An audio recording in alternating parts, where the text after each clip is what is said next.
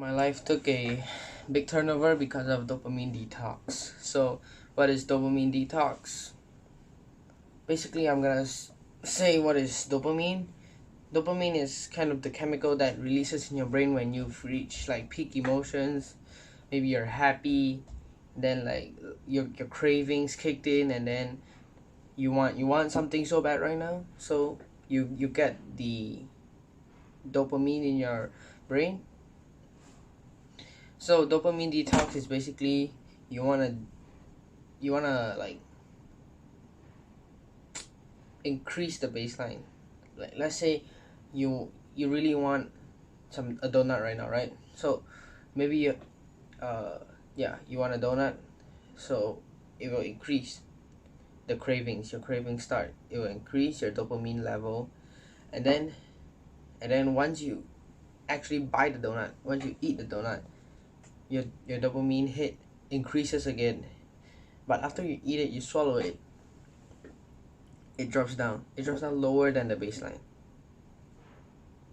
Why? Because it's actually a non-beneficial activity. It's a bad habit, right? So what we want to do is level up our baseline. We want to do the good habits that would level up our baseline. So let's say maybe you're working out, you're pushing like really hard, it's really uncomfortable, so it goes down a little. But after your workout, maybe you feel really good. You actually like push through your limits. You worked for it, so it goes up again, and then your baseline is even higher. You have a new baseline. So why did I do dopamine detox? I just realized that a lot of our normal activities in life really it's really like addictive. Everything is basically designed to make you stick to it. All these bad habits, like these video games, these junk foods, like fucking Lay's, these potato chips, French fries, everything. They make it really tasty, and then they make you cling to it. So like you like it so much. Video games, they design it to make it very addictive. You need to level up this to unlock this. So you'll always be like chasing something. So and then after you got that thing, you need to achieve another thing to get like a higher rank. That's how they actually make you stay in their box. They want you in that box. They want you in that box so they can control you, they can weaken you, they can worsen you. So what you want to do is, of course, you want to escape the box. You want to take control of yourself. You don't want them to control you.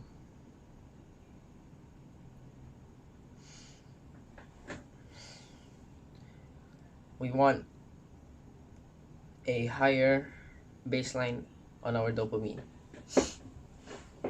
So how my dopamine detox journey went, it was a 7-day short journey. I know you've seen those big YouTubers, maybe like okay, fair enough. I've watched Hamza's dopamine detox video before. He said like you want a long-term sustainable journey, right? So I agree with him, but I mean it's literally the first time I've went on dopamine detox. I haven't even got into monk mode yet. Maybe I'll get into that in the future. Maybe like early July or something. So dopamine detox, it was just 7 days. I finished it. I feel pretty proud about myself. So this is how it went. On day one, it was hard, right? Because I have to stick to a strict set of rules. I'll do my best to actually stick to it and not sorry, and not break any of it. That was hard, but I actually didn't notice any difference, no changes in my whole day. And then On day 2, it was mildly hard. Of course, it got easier because you're getting kind of used to it, but also no changes. Day 3, slight change, maybe like slight improve in mood. Overall, it's pretty okay. Then on day 4, that's like the shifting point, right? I've read the book called Atomic Habits by James Clear, and he talked about the plateau. I think I don't know how to pronounce that. Maybe it's like the plateau of latent potential. It's like he meant maybe like you've done a lot of good habits. You've done it really consistently. You've ran for a week straight every day, literally work out 2 times a week. Sorry, not 2 times a week. Maybe you've worked out 2 times a day. You wanna weight loss, right? But a week and maybe consistent diet, but you see no changes. And then he also mentioned about the valley of disappointment. That's where you can meet the valley of disappointment, right? Maybe you've lost motivation because you think that all you've done so much work, but you still haven't achieved your result. You haven't seen any of the results, so you think it's kind of pointless. But you have to. He said that your work isn't wasted. It's just being stored. So if you actually keep working, keep going, keep pushing, you'll maybe cross by the plateau of latent potential. That is where everything gets a shifting point. Maybe like suddenly a week, the first week isn't enough. Maybe once you got to the second week, you've dropped a drastic amount of weight. Maybe from 200 pounds, from 300 pounds to 280 or something. I don't know, but you get the point. Just like it gets a big shift, it gets a big change in your results. So if you actually cross that point, it actually helps a lot. Like the results just shoots through like a bamboo shoot, like because usually the bamboo shoots, they take very long to grow inside. They're building their roots system below the ground, but once like maybe a few years later, it reaches their time, they just shoot through like freaking 10 feet tall or something. So day 4, it actually went really well. I got a sudden improve in my mood. My focus also got better. And on day 5, I was keeping consistent emotions. Like maybe every time I work out finish, it just like it goes high, right? And then it goes down a little. You got that new baseline. So like I'm happy for the moment, and then maybe not that happy afterwards. But for some reason on day 5, it's like I just woke up, and then my mood just skyrockets, and then it just stays there. Like I'm happy all the time. I'm keeping a smile on my face. I'm socializing with people, and I'm also happy. Like it's just really, it feels really good. The feeling it's awesome. Day 6, I was very energetic. Like literally without caffeine. I don't need caffeine. I don't need coffee. But I'm still pumped, The day I wake up and I just take my pen, take my notebook, gratitude journal. It's actually a really good habit to practice, because you'll realize that how many little things that you will actually appreciate. Like you actually appreciate little favors or little things in your life. Let me see what did I wrote.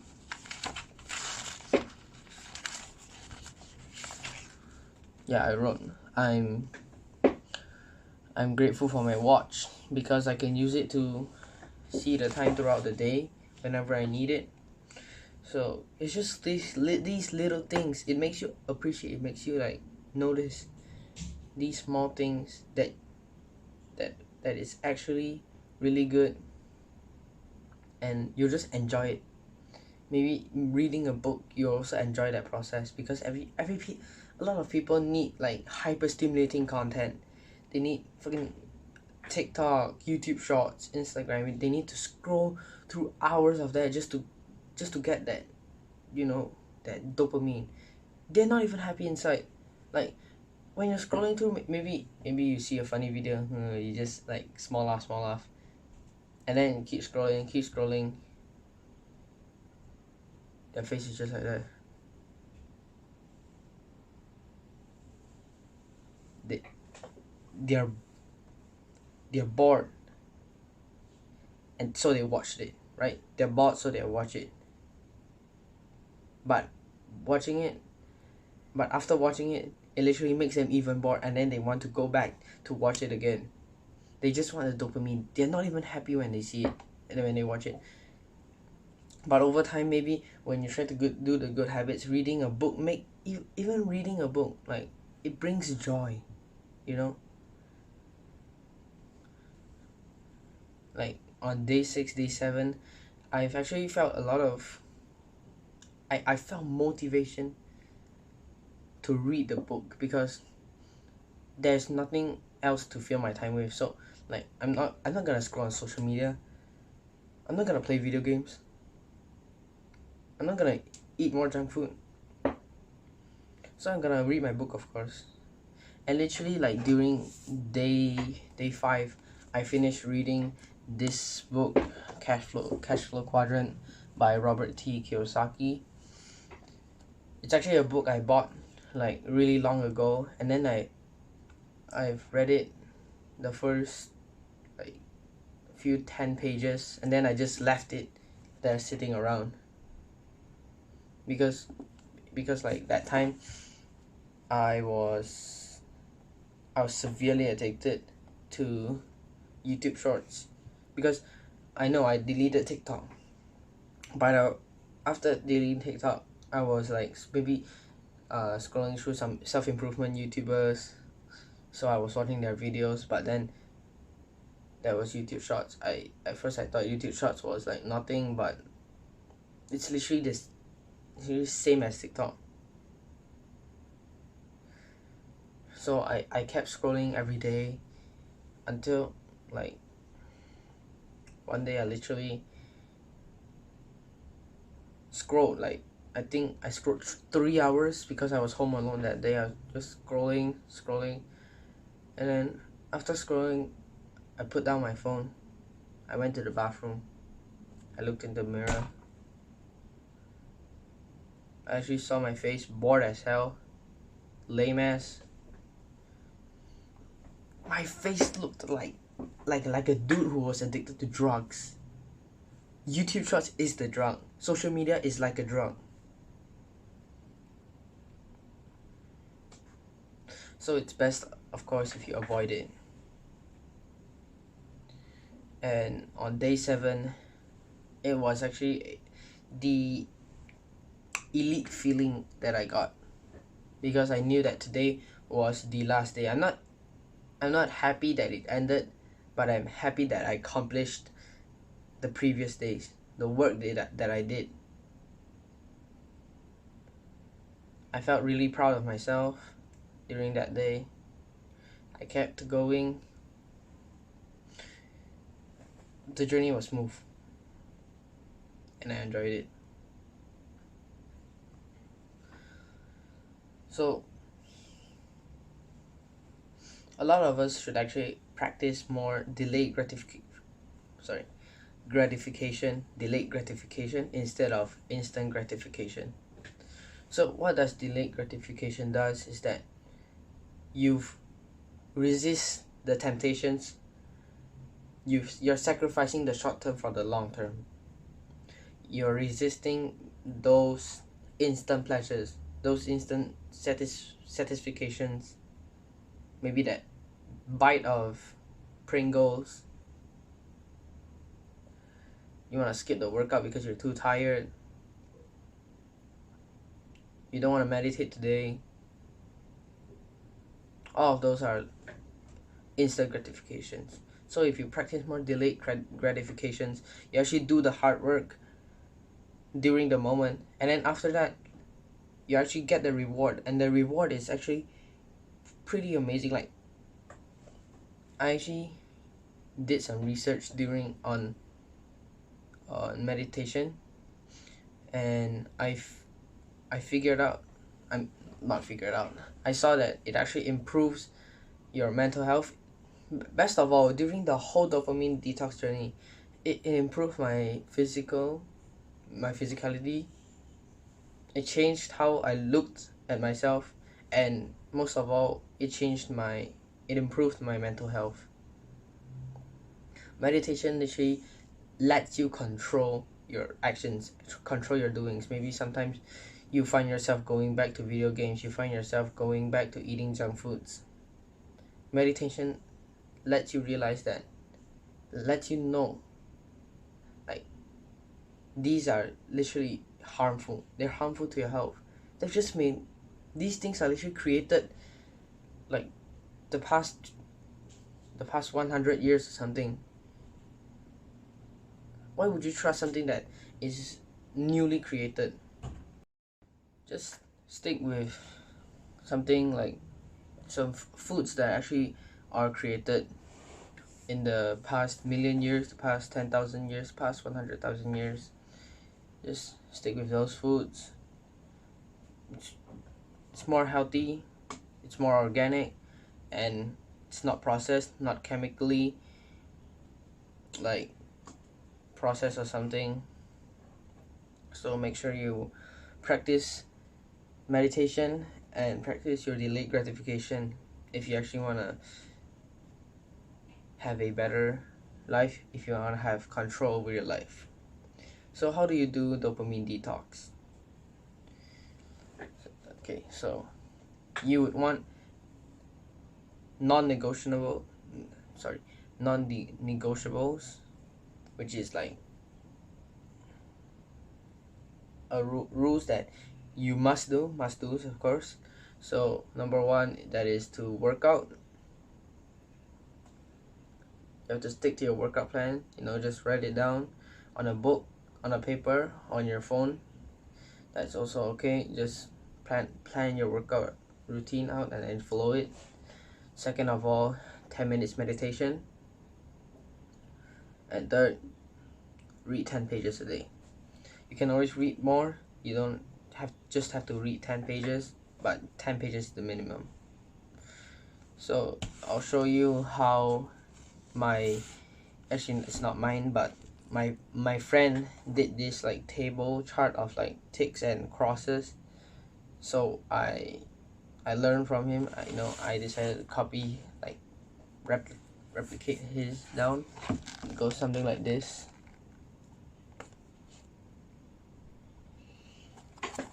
Okay, so what mine consists, I added a lot of non-negotiables. There's workout, meditate 10 minutes, clean bulk, read 10 pages a day, 30 minutes in the nature, 8 to 9 hours of sleep a day. And variables: 1 hour screen time, no social media, no soft drinks or caffeine. The table there actually has crosses.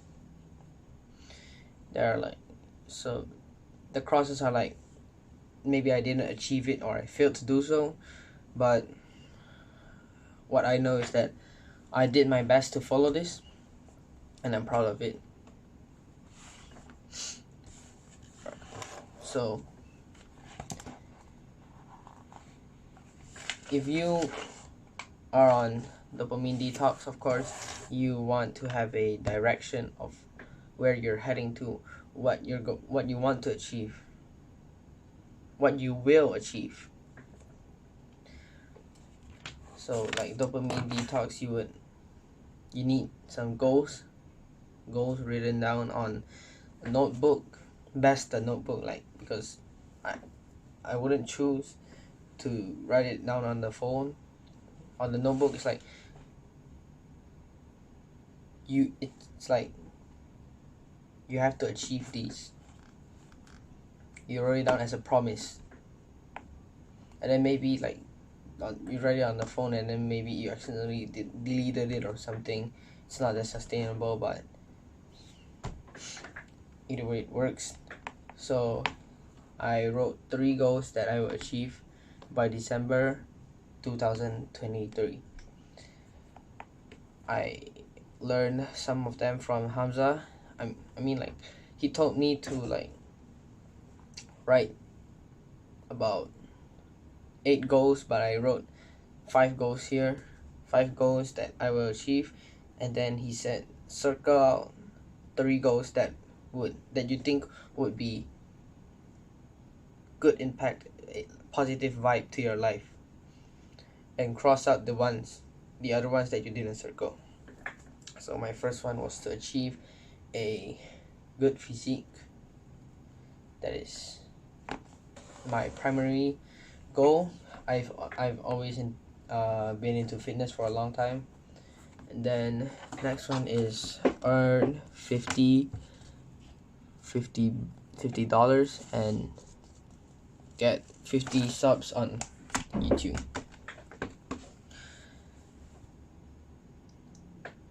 If you have a goal, goals are actually nice. Goals are nice things. But you have a goal and you don't have a system, you're not going anywhere. Let's say you're setting your destination. You're flying from Cambodia to Australia. You set your goal, right? You set your goal. You want to go to Australia. But you don't have the system. Systems are like the hows. How are you gonna do it? What are you gonna do to achieve it? So if you want to go to Australia, you have a nice goal. You wanna go there. But how? What is your system? What is your process to get there? So every goal that you've written down below, write how are you gonna achieve it, and write your method. That is the best way to do it. So like when you have your goal, you can focus on your goal, and you can focus on the system. Focus on the system to get to the goal. So like basically, if you I've also read this from Atomic Habits. If you focus your goal,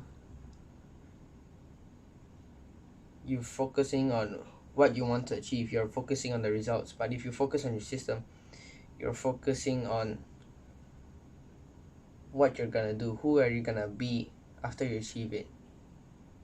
It's like for the long run. And it also said that having goals and not having systems are kind of narrowing your happiness vision, because you would think that you would only be happy after you achieve your goals. But if you also have your systems, you would be happy throughout the process. You would enjoy the process. You would enjoy little things that you mostly never notice in your life. Okay. Be the person who you're supposed to be. Peace.